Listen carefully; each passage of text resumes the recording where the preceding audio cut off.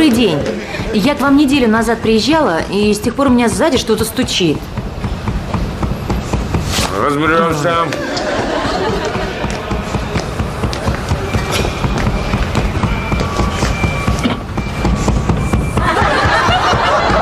О, Андрюха, Привет.